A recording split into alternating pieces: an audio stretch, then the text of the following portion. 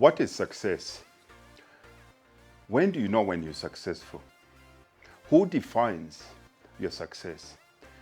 Most of us have been brought up, and our definition of success has always been societal definition. We've always been told that success is entirely dependent on external trappings of success. Traditionally, our parents, our early caregivers, our teachers, people that we always look up to, they've always told us, go to school, study hard, get good grades, get a good job, buy a nice car, get a nice house, get married, and that's your definition of success. And the majority of us struggle. Success is not a point A to B kind of situation. It's not a straight line journey. And we have to go through so many things, and it has to reach a certain stage in your life where you realize that success is not external. Success, it is internal work. Success is not intrinsic. It is more intrinsic than it is extrinsic. And I've had to go through all those stages for me to be able to define what success stands for me. And success is different for different people. There are those people that success is entirely dependent on them buying a new car, starting a weight loss program and seeing it through, being able to study for a degree or any kind of education certification, and of course finishing it. For a mother, being able to fall pregnant, give birth and raise a child, that's success. So I'm not going to tell you what success is for you, but this is something that you're going to have to take time and decide what success is. I will use the success pyramid here, how I arrived at my definition of success. And I'll divide my life into a pyramid. Pyramid is my favorite teaching tool. I've divided my life into 4 stages. And the first one here is what I call the survival stage. Survival stage is when we're born in this world, we're entirely dependent. Even though we are dependent, we are born independent by yourself, but you are dependent on society to bring you up.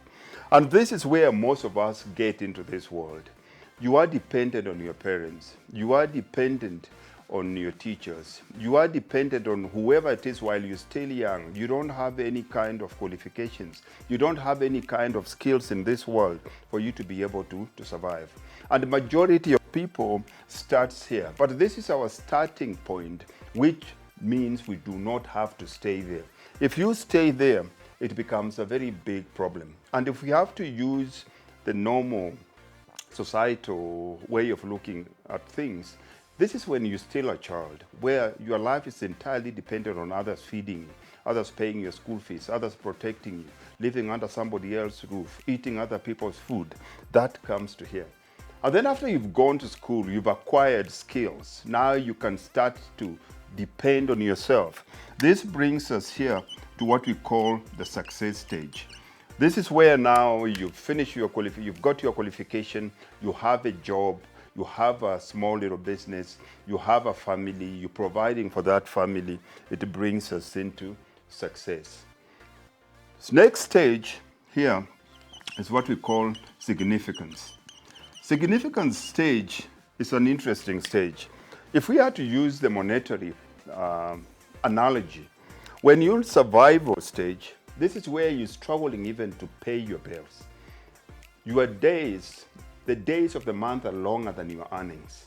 You struggle, you're working hard, you're doing everything that you can, but at the end of the day, by the 15th, you're already broke. And that's struggle.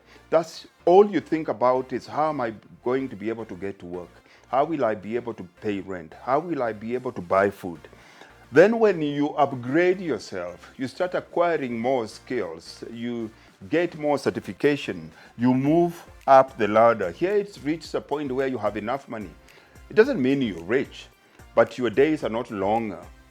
They're not longer or more than your paycheck. So you can pay your rent comfortably, you can pay your keynotes comfortably, you can take your kids to school, you eat well, but you're not satisfied. Remember, the point of life is to consistently keep on growing up and becoming a better, bigger version of yourself.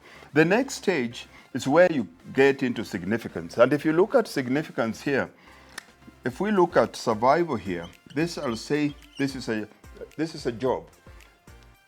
And a job stands for just over broke. You're just getting enough money to keep you where you are for you to keep on breathing. Then success here becomes where all of a sudden you can get into a place where you can become self-employed because of the skills that you've just acquired.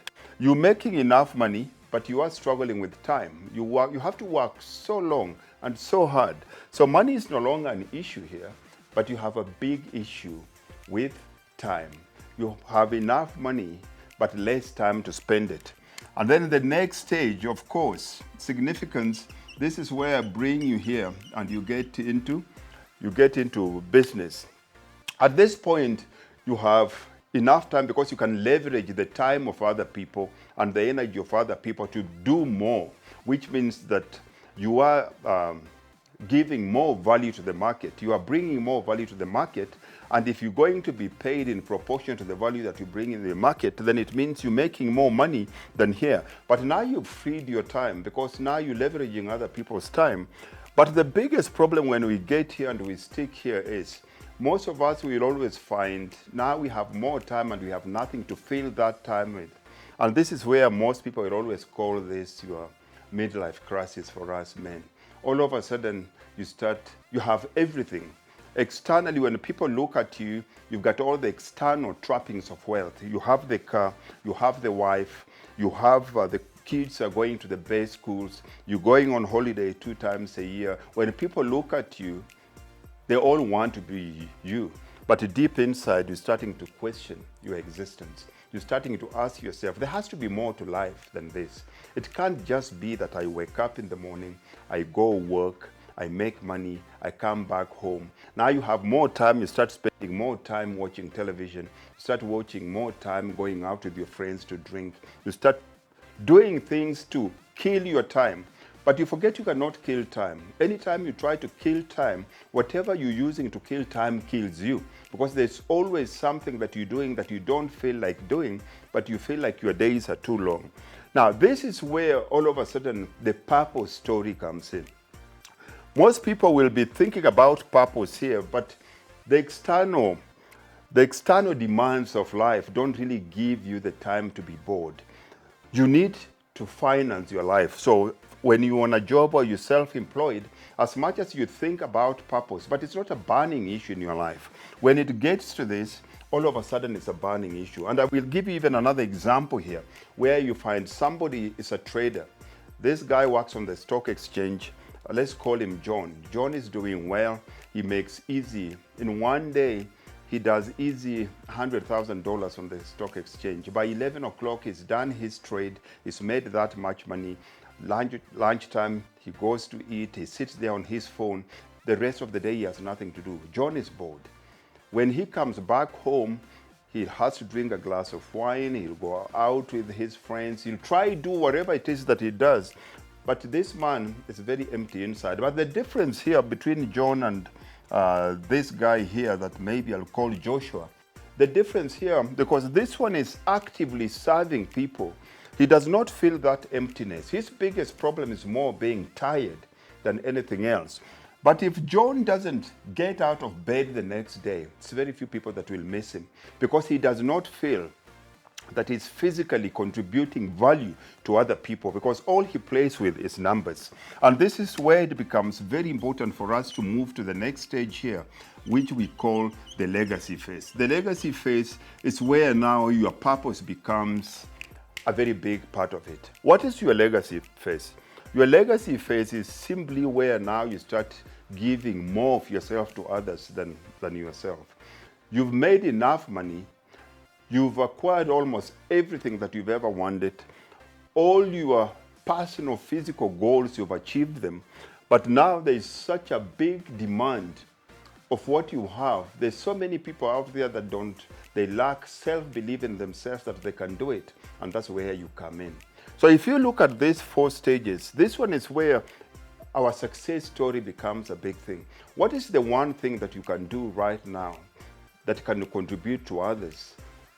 that you have as a skill? What is your unfair competitive skill that you have now that others are yearning for? And that's where we talk about success here. That's why it's very important for us to ask ourselves this question. Now, these 4 stages, all of us go through them.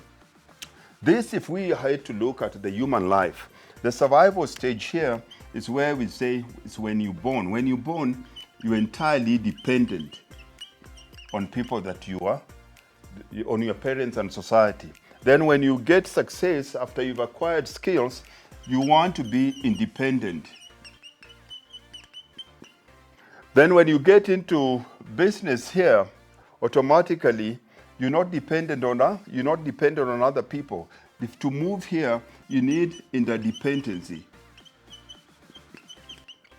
It's you and other people. And then the last stage is here where we bring in legacy. Legacy equals success. Now, this is my definition of success. The more I do things that do not directly benefit me, but I'm doing it not with the aim of making money, but making others better, serving others, and that's where success comes in. Let me know what your views are on this. Share this in the comment section. Share, like, and if you have anything that you want to share with me or any question that you have, remember, write it here and I will get back to you. God bless and take care.